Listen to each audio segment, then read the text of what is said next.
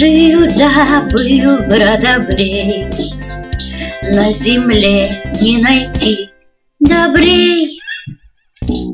Бродобрей стриг и брил зверей. После той чудесной стрижки кошки были словно мышки, даже глупые мартышки походили на людей.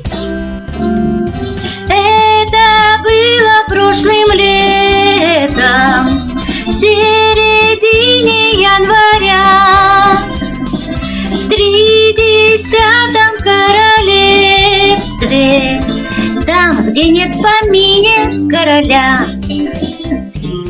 Как-то раз встретил льва бродобрей, оробел сперва, ой, и с трудом подобрав слова, он сказал весьма учтиво: чтобы быть всегда красивым, надо стричь усы и гриву год примерно раза два. Это было прошлым летом, в середине января, в 30-м королевстве, там, где нет в помине короля.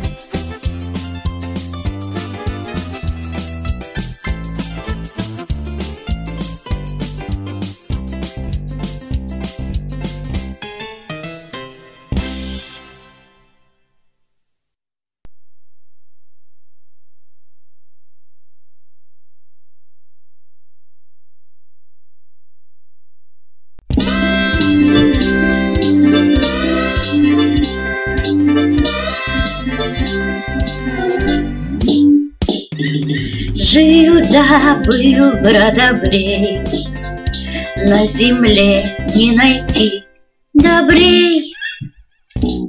Бродобрей стриг и брил зверей. После той чудесной стрижки кошки были словно мышки, даже глупые мартышки походили на людей. Это было прошлым летом, в середине января, в 30-м королевстве, там, где нет в помине короля.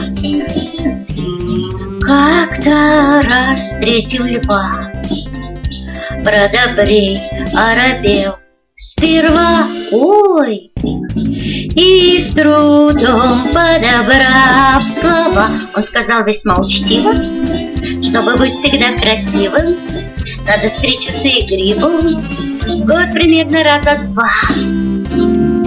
Это было прошлым летом, в